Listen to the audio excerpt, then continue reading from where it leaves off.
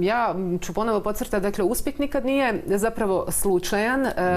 Mi naravno imamo situaciju u kojoj se pojavi neki iznimni talent, međutim i taj talent treba prepoznati u ranoj dobi i kada je riječ o pripremi naših sportaša, to je zapravo cijela jedna vertikala. Trebalo bi možda naglasak staviti na sport kod mladih, dakle od malih nogu, tu se počinje. Tako, apsolutno ste u pravu i hvala vam na ovom pitanju, zato što treba spomenuti, prvo treba spomenuti te trenere, te klubove, što sam malo prije rekao, u lokalnim zajednicama. Daću vam sada primjer Jeličke koja je tu uzela medalju na olimpijskim igrama. Dakle, cura je krenula u Kninu u klubu u kojem praktički nisu imali grijanja. Ja sam došao obučen zimi tamo, smrzao sam se. Onda možete misliti kako oni u kimonima.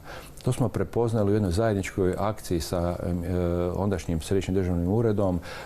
Mi kao Olimpijski odbor, vlada koja sredstva odobrava, kupili smo peć za grijanje, kupili smo dobru podlogu. Tamo je jedna fantastična priča, jer jedan bračni par kao treneri, oni vode tu djecu, oni odgajaju. Nije trener samo taj koji će dovesti do medalje, koji će odgojiti tog sportaša koji ne je nužno da će postati vrhunski, a će ostati u sportu, odgajat će možda na isti način druge mlade.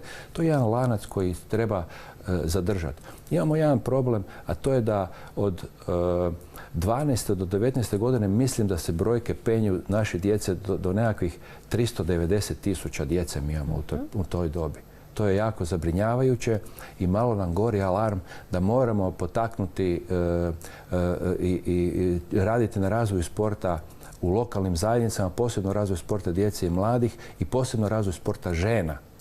Dakle, sve to će nam poslije dati za uzrok će biti radno sposobnije stanovništvo, manje pretilosti, manje devijantnog ponašanja i svega toga što sport donosi. I zato je dobro da na ovaj način, kao što vi sad ovo radite, promičete sport i u stvari govorite i otvarate te teme, jer moramo shvatiti, moramo se vratiti na to da nam je sport jedna sigurno od najisplativijih ulaganja u prevenciju od upravo takvih devijantnih i negativnih utjecaja na društvo. Prošla godina je bila teška za sport, pogotovo za vrhunske sportaše zbog epidemijskih uvjeta, zbog mjera. Je li sport se napatio zbog toga? Je.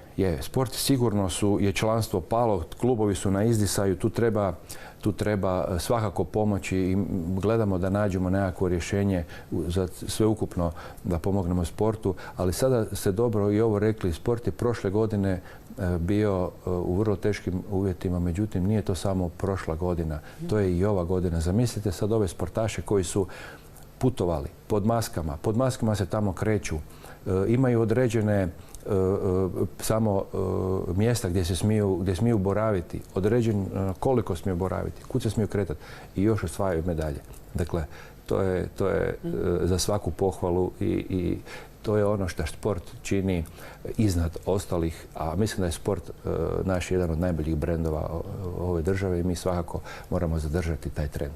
Za sam kraj, da se, kad govorimo o cijelom tom nizu, dakle puno truda, odricanja, da se osvrnemo na ove iznimno teške uvjete u Tokiju, mislim osim što su epidemijski uvjeti, osim što su razne restrikcije, dakle mi slušamo već danima o poteškoćama koju natjecatelji sportaši imaju sa iznimno iscrpljujućim, dakle, vrućinama, velikom vlažnosti. Vidimo da su se mnogi žalili. Jučer je toplotni udar, dakle, doživjela 29. tenisačica svijeta Badosa, nije više mogla stajati na nogama. Dakle, doista iscrpljujuće. Pa to samo potvrđuje ovo što sam malo prije rekao. Dakle, sportaši nadljudskim naporima osvajaju odličja. Neko će reći da, osvojili su odličja. Ali su i prezentirali svoju zemlju. Prezentirali su sport, promicali olimpizam. Ima tu stotine stvari na koje su oni kao ambasadori svojih zemalja utjecali, ali u dobrom smjeru. I pokazuju na neki način, sjajan su primjer ne samo nama, nego i mladima na koji način se treba odnositi prema svakom poslu koji radimo u životu. Sportaši su sjajan primjer, posebno u naši olimpijci. Bravo za naše sportaše, evo osobito danas razveselili su nas noćas braća Sinković, pa sad Marin Čilić, Ivan Dodik. Nastavljamo pratiti. Vama se zahvaljujem na razgovoru. I ja vama također za ovog praćenja sporta i evo promicanja sporta i olimpizma na ovaj način na koji vi to radite. Hvala vam lijepa. Hvala vama, gospodine Krajač. Mi idemo dalje s emisijom. Ostanite s nama.